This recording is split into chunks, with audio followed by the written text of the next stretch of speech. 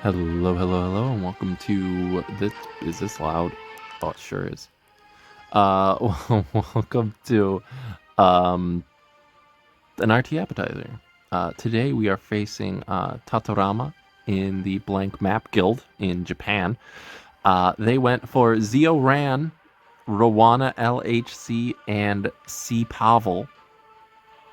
I went for LRK, Aiden, Ed, Karina, and Leica. They ban out LRK. I ban out Ran. Let's see how things turned out. So this is one of them, their new cleaves, I suppose you could say. So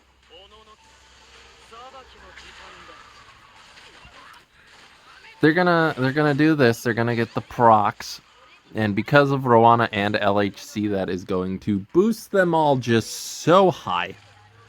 The Lionheart is going to absolutely cut my everything. I do get another counter, but again, Lionheart exists.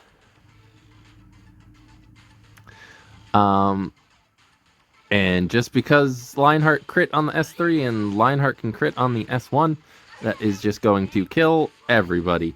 So this was an interesting fight. I didn't know that this type of cleave existed, but we're here, I guess.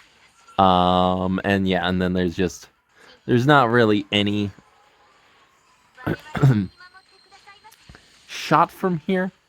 I am on lifesteal, so I was hoping that I might be able to scrounge a little bit of healing off of this Zio. That's why I'm still here, obviously. But it does not heal as much as I had hoped that it would. So he's just gonna go ahead and kill my Aiden. And once Aiden goes down, there's no hope. Not that I had much hope anyway. But yeah, that was an interesting cleave variant I thought was fun. Very smart heads up gaming by that guy or girl or other or both or neither. Let's do another one. And we have another fight against Red Snake L. I fought them before. I think we have roughly an equal footing in terms of wins and losses. They go for Handguy, A-Ravi, Bellion, Ed, and Zahak. I go for Arwell, Sharoon, Stene, Rylet, and LRK. They ban out the Stene, I ban out the Zahak, which is fine by me. Let's see how things turned out. So Handguy is going to go first. He can do whatever he pleases. He can put immunity on Ed. He's just going to go into the LRK, which is fine. Basically, it's just an S2 to eat as much of this damage as possible.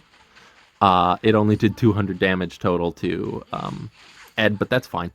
I am a counter Sharoon, so let's just go ahead and reset that A-Ravi. Now, I have a couple of choices here. I can stun the Bellion.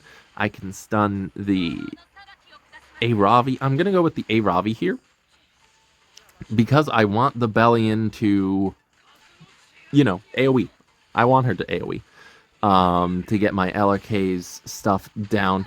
They're going to go into Sharoon. It's not going to do that much damage. They're just going to S1. They do get the extra attack. The extra attack hits my Rylet, but thank God for immunity.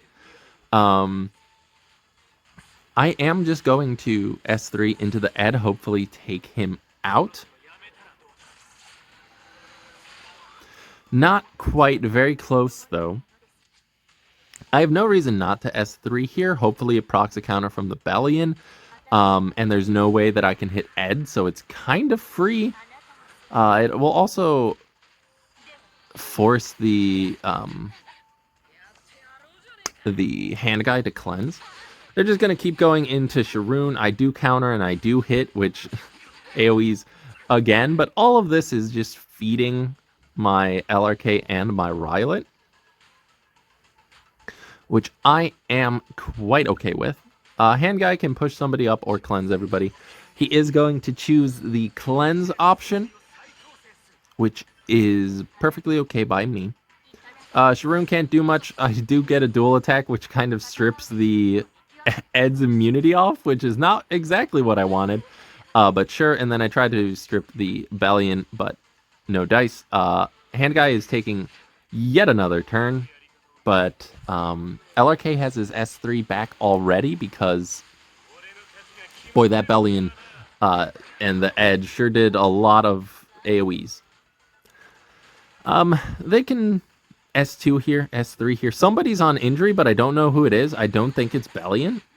It might be Bellion, but I don't know. I think it's Bellion. But both of those miss the Rylet, so Rylet is actually going to do his extra attack into the A-Ravi, kill her, and now I can just take care of this Ed, and we got Rylet gaming, baby. Evasion actually worked out for me. He's pretty good into Bellion, if I'm honest. But yeah, let's do a couple more. We have this fight here, which I honestly do not remember. I haven't checked it either, so I don't know how long or how short this fight actually is, so we're just going to jump right in.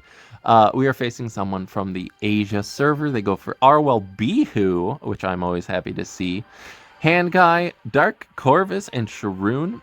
I go for LRK, Knackle, Flitica, Lethe, and Strays. They ban out Strays. I ban out Dark Corvus. So all we have to really contend with is this Bihu. So let's jump in and see if I'm able to pull this off against such a foxy boy. Flitica doesn't really need to do anything here, so I'm just going to reset the Hand Guy. Oh, I know what happens in this game now. I know exactly what happens in this game now. Oh, no. So I'm going to go ahead and just S1 the Bihu, which works for me. Sharoon's going to S3, but that's fine because it happened before my LRK did his thing, so I'm just gonna immunity everybody. So Emilcaric's just gonna S1 because I reset him, which is great. Arwell is going to S3 into the Lethe. Get resisted because of the immunity. The Bihu is then going to S3 and also get resisted by the Lethe, and then they quit. Oh my god, what a good game. What a completely RNG free game. Holy god, my Lethe isn't an ER Lethe. Oh no, I feel so bad for this. Oh god. This is like the worst. This is like the worst that that poor guy. I'm so sorry. Oh, let's finish off on a strange note, though. Something stranger than this, though, couldn't be. Strangely enough, we are finishing exactly where we began against Tatorama from the Blank Map Guild in Japan. They go for Lua, Stene, Flitica, G-Perg, and Christy. I go for Zio, LRK, DJB, Sharky, and Ed. So they were kind of doing a guiding light thing, and then I'm not quite sure why they last picked Christy of all people. They probably should have picked another, like, carry DPS, but they picked Christy instead. So all I have to contend with is G-Perg and I guess Flitica as damage, unless this is a, whatchamacallit, Rocket Punch Christy. I banned out the Stene because she was their only source of damage, and they banned out Ed. So let's jump into it. Can I overcome? Can I defeat this person. So they didn't put G-Perg in back to get the buff from Christie, so I'm just gonna push him back. Like, this game has a lot of confusing things. One, they're gonna try to sleep the DJB. That's not that confusing. That's just a res check. Does not resist. Perfectly fine by me. Do I resist the reset, though? I do. Are they going to S3, S2? We will see. If they S2, LRK has his S3 available again, and I get a nice chonky barrier. They can S3 here, but they should go into the LRK. But I don't know why they go into Sharklet, who cannot be reset. So that's fine by me. Christie's going to do what Christie does, which is apparently give everybody an attack buff and give herself defense buff. I'm just going to proc my Sharky to do Sharky things. G-Perg can't really do anything. He's going to go into DJB, which again, I don't know why he didn't provoke my Sharklet.